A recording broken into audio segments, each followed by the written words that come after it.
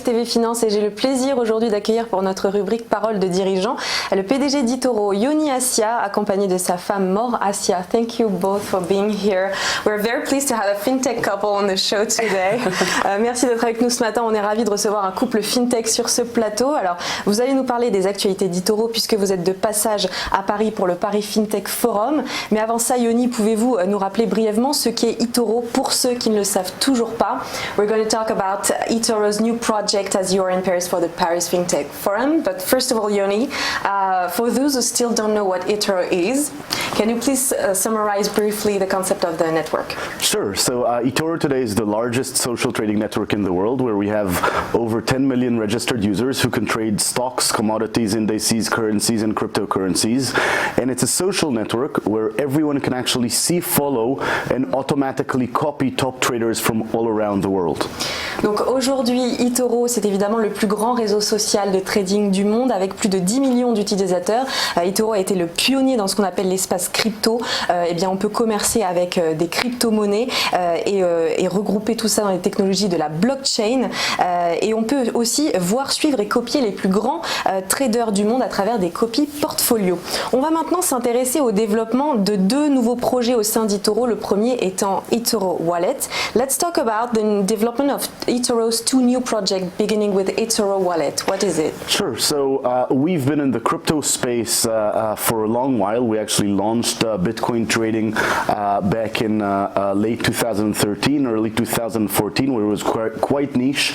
And we've seen sort of a lot more customer demand coming into cryptocurrencies, but we're a brokerage firm, so people could actually deposit fiat money or regular money and trade cryptocurrencies, invest in cryptocurrencies on eToro.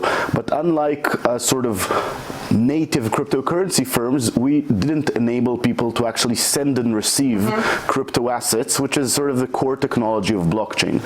We've recently announced the launch of our crypto wallet, the eToro Wallet, which enables people to actually transfer Bitcoin, Litecoin, XRP, Ethereum, and Bitcoin Cash, and we'll be adding more and more cryptocurrencies into the wallet, so they can actually buy those cryptocurrencies on the eToro platform, then move them into a regulated wallet. So we've been regulated as a blockchain company, and from there they can actually send and receive anywhere. Donc Yoni nous explique que le eToro Wallet, eh bien, c'est un portefeuille cryptographique puisqu'il s'est rendu compte que ses utilisateurs avaient de plus en plus d'intérêt pour les crypto-monnaies. Il a donc créé ce portefeuille qui permet de recevoir des crypto-monnaies, mais pas seulement. Eh bien, les utilisateurs vont pouvoir s'en servir pour effectuer leurs paiements. Ils avaient aussi en 2013 créé le Bitcoin Trading et aujourd'hui on peut acheter sur eToro des crypto-monnaies mais les transférer sur des plateformes basiques de cryptographie et utiliser à travers ça le blockchain. Let's talk about now the eToro X, eToro Exchange. It's new. Est-ce qu'on va parler maintenant du deuxième projet d'eToro, c'est eToro X pour eToro Exchange. What is it? So we're a very big believer in the tokenization of assets.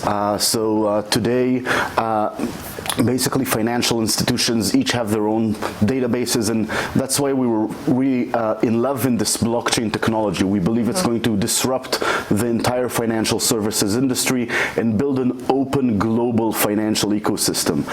eToro X is basically a native cryptocurrency exchange where eventually we could list any type of asset, tokenized assets, as well as crypto assets, and people can trade them in an exchange where you have a market order book and people can basically buy and sell with each other. Alors, le eToro Exchange, eh bien, c'est une plateforme d'échange décentralisée basée sur la blockchain. La blockchain, eh bien, Yoni adore ce concept-là puisqu'il estime que ça va révolutionner le système financier et ouvrir un écosystème global. Vous allez pouvoir sur cette plateforme lister tous les actifs possibles, y compris les crypto-actifs. C'est un échange avancé, donc destiné pour les traders qui sont justement plutôt avancés. un système intuitif et fiable pour que vous puissiez négocier en toute confiance entre clients. Is it launched already? Est-ce que c'est déjà lancé? So right now it's launched in beta. Yes. So for a specific group of customers of eToro, we basically enable them to start trading. And as they're trading, they're also giving us feedback, and we're improving the platform. And we plan to open it wider, basically in about a month. Donc la plateforme est en version bêta pour le moment. Elle est réservée aux très bons clients d'eToro qui vont pouvoir tester la plateforme et donner un peu leur avis directement chez eToro. Elle sera lancée dans quelques mois, j'imagine, plus largement dans le monde. Puisque vous êtes à Paris à l'occasion du Paris FinTech Forum, est-ce que vous pouvez nous en dire plus sur eToro en France en 2018, mais aussi vos plans pour 2019? Since you're in Paris for the Paris FinTech Forum, can you tell us more about eToro in France in 2018 and your plans for 2019? Sure. So we've seen tremendous growth in France, which is one of the top 5 markets for eToro globally. We've seen a lot of interest coming from younger audience. So a lot of people were interested in cryptocurrencies initially, and then actually started trading stocks as well on the platform. So we definitely see a lot of the French audience basically trading mostly cryptocurrencies and stocks on the eToro platform, and we definitely plan in 2019 to keep on scaling the eToro platform in France. Donc Yoni s'est rendu compte que la croissance d'eToro en France était vraiment incroyable puisqu'elle fait partie du top 5 des meilleurs marchés d'eToro. Elle attire un public assez jeune qui a beaucoup d'intérêt dans la cryptographie et qui trade aussi les stocks. C'est principalement ces deux choses qui sont principalement utilisées sur la plateforme en France. Et en 2019, eh bien, l'intérêt c'est de continuer à réguler ce marché-là auprès de ce public plutôt jeune en France, et donc une très belle croissance. Au-delà de nos frontières, j'imagine qu'eToro est toujours en expansion dans le monde afin d'intégrer de nouveaux marchés. Que représente eToro à l'international? Beyond our borders, I guess that eToro is always expanding in the world, penetrating new markets. So what is the big picture of eToro worldwide? Well, eToro has grown tremendously over the past couple of years. We've raised $100 million last year, and we've done almost $1 trillion in volume in 2018. As part of our global expansion, as we talked about, we'll be launching eToro X, but we'll also be launching eToro in the United States. We recently have set up also eToro in Australia and expanding into Southeast Asia. So gradually we're expanding eToro overseas and building a household, basically social trading platform in a lot of different regions. Alors la croissance d'eToro, eh bien, elle a gonflé énormément depuis quelques années. On va le voir d'ailleurs dans la question suivante puisque Yoni nous parlait de cette levée de fonds incroyable de $100 millions qui a été réalisée. eToro va aussi s'étendre aux États-Unis, en Australie et en Asie du Sud-Est, 3 points importants de son expansion. Donc voilà les plans d'eToro pour cette année. C'est déjà énorme. Alors, il y a un an, on l'a dit, vous avez réalisé une levée de fonds de $100 millions. En quoi ça a été utile vraiment pour votre société? A year ago, eToro made, you said it, $100 million of fundraising. How was it useful for your company? Well, it enables us to scale faster, to build new projects like eToro X, like expanding into the US, like expanding into Asia. So every time a company like ours basically sets up these new projects, obviously it costs money. So when we raise money, it enables us to simply invest faster and in more projects to scale the company in a faster and more efficient way. Eh bien, cette levée de fonds a tout simplement permis de gravir les échelons évidemment dans la société beaucoup plus vite et d'amener de différents projets en investissement, en investissant toujours plus rapidement. Voilà ce qui a permis cette levée de fonds. Une question plus personnelle maintenant, que pensez-vous du futur de la blockchain? A more personal question now. What do you think about the future of the blockchain? I think we're in a very similar situation as we were in the year 2000 when the dot-com bubble burst. I remember being as excited about the internet in '99 as I was excited about crypto a year and a half ago, and still am. And I remember when the dot-com bubble burst, a lot of people say, you know, the bubble burst, it wasn't real, we get back to reality. But the reality is blockchain is a revolutionary technology that is going to replace every single infrastructure in financial services today. Every bank, every insurance company, every investment house, anything that deals with financial assets is going to transition into the blockchain in the next 10 years, maybe 20 years because I'm optimistic. So the future is very bright because we're talking about $150 trillion that are going to move into the blockchain.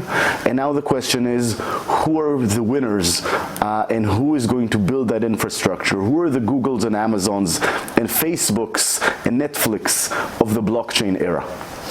Alors, Yoni nous explique que pour lui, eh bien, la blockchain est véritablement la technologie révolutionnaire qui s'apparente à la fin des années 90, début 2000, au déploiement d'Internet qui a bouleversé évidemment tous les médias.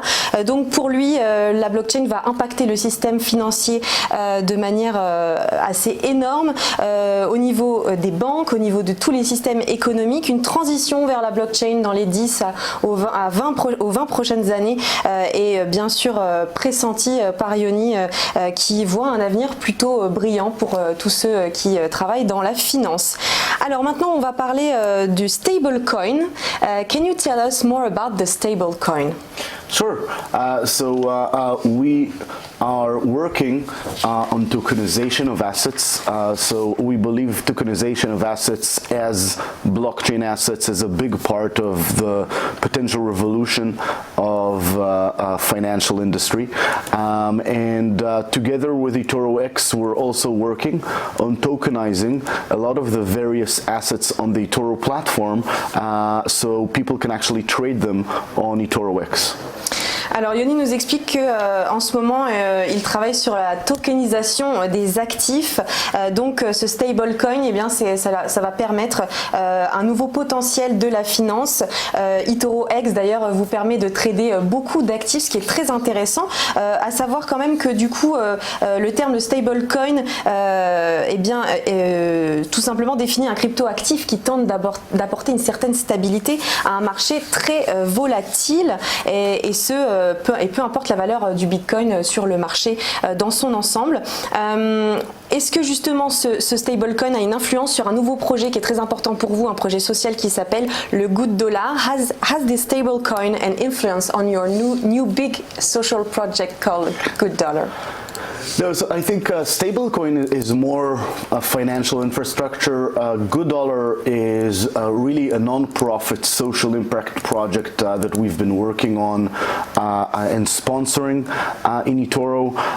So while we are firm believers in blockchain assets, we think there are some problems still in the crypto industry, which are very similar to the problems that we see in society today, which is wealth inequality. And the fact that, just as an example, the 42 richest people in the world own more money than 3.7 billion people in the world.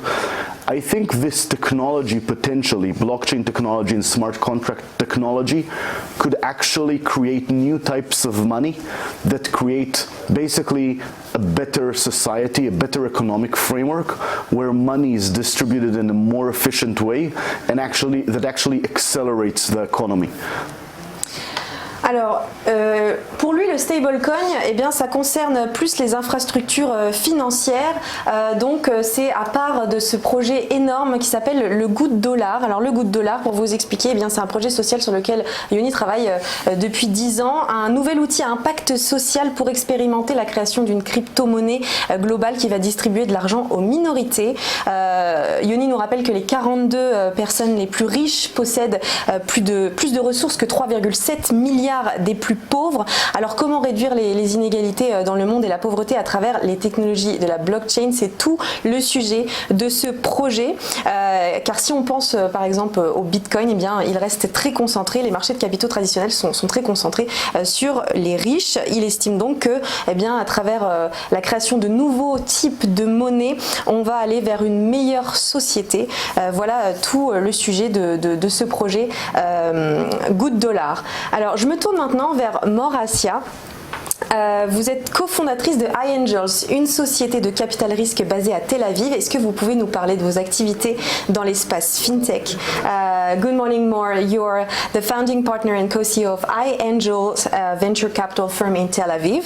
Can you give us some background of iAngels and your activities in the FinTech space? Yes, absolutely. Thank you for having me this morning. So iAngels was actually founded about 5.5 years ago as a hybrid model of VC and platform. So essentially, we're one of the most active VCs today in Israel, and also one of the most active fintech investors in Israel.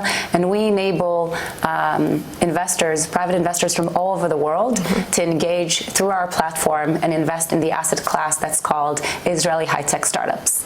Alors iAngels a été créé il y a 5 ans et demi à peu près par Mor Assia et sa copartenaire, je le rappelle, you founded the company with Shelly Hod Moyal. Donc il y a 5 ans et demi, c'est une des sociétés de capital risque les plus actives, une des fintech les plus actives en Israël. Finalement, iAngels est un réseau d'investissement global qui permet aux investisseurs du monde entier d'investir dans des startups en Israël. Israël est en train de passer de contrats en phase de démarrage à des contrats en phase de croissance, comme en témoignent les transactions les plus importantes conclues dans le pays, notamment en ce qui concerne le monde de la fintech. On pense aux contrats les plus importants dominés en 2018. eToro, on l'a dit, 100 millions de dollars, Next Insurance 83 millions de dollars et Hippo Insurance 95 millions de dollars. Qu'est-ce que ça signifie pour les sociétés de capital risque opérant dans l'espace du point de vue de l'investissement? Israel is experiencing a shift from early stage deals to growth stage deals, evident by larger deals coming out of the country, particularly with regard to fintech. Larger deals dominated in 2018. We talk about eToro with $100 million, Next Insurance 83 million, or Hippo Insurance 95 million. What does this mean for VCs operating in the space from an investing standpoint? Yeah, it's a very interesting question. So Israel is currently repositioning itself as a scale-up nation. It means that companies understand that they have the ability to scale globally and become, billion-dollar companies. This is actually creates a different dynamic from the investment standpoint, because investors needs to have kind of like that ability to, stay with the company and support the company for longer periods of time.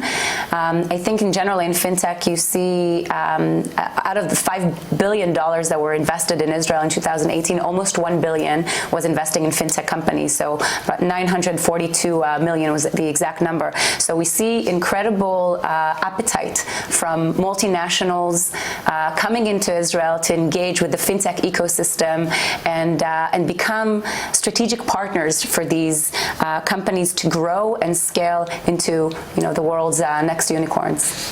Alors Israël se repositionne sans cesse, ils doivent s'échelonner de manière globale. Donc iAngels apporte une nouvelle philosophie. Les investisseurs doivent supporter les sociétés. Mor nous parlait de 5 milliards de dollars investis en 2018 sur la compagnie. Et puis, elle ressent aussi cet appétit pour les multinationales de devenir des points stratégiques au cœur du marché israélien. Comment Israël se montre-t-il contre le reste du monde en tant que hub fintech? How does Israel fare against the rest of the world as a fintech hub? So Israel is actually a very active fintech hub. There are a lot of startups that are emerging around different financial services, working with hands-on with financial institutions. As I said before, there are a lot of companies coming closer to be working with the startup ecosystem in acceleration models like Citi Ventures, Citibank, Barclays. So a lot of banks want to work closer with early stage stage startups in Israel. And this kind of engagement facilitates the growth. And along the lines of the things that were mentioned before, Israel is also a blockchain hub. And I think for Israelis to innovate around financial models is something that is relatively easy for us to do, because we're not rich in different kinds of resources. We're not a production line driven ecosystem. So innovating around software and financial models is something that is inspiring Israeli entrepreneurs, and we see more and more of. Donc iAngels, Mor nous le disait, et surtout Israël est très actif au niveau des startups qui travaillent avec des institutions financières et avec ce désir d'accélérer en fait les modèles, et surtout beaucoup de banques, elle s'est rendue compte que beaucoup de banques voulaient travailler dans la blockchain, un point très intéressant pour eux.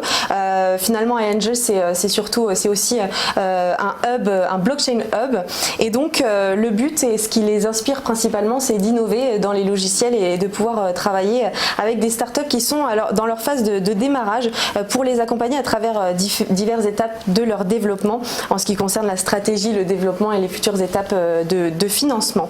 Last question, dernière question, quelles sont aujourd'hui les technologies qui retiennent principalement votre attention? What are the technologies you're most excited about?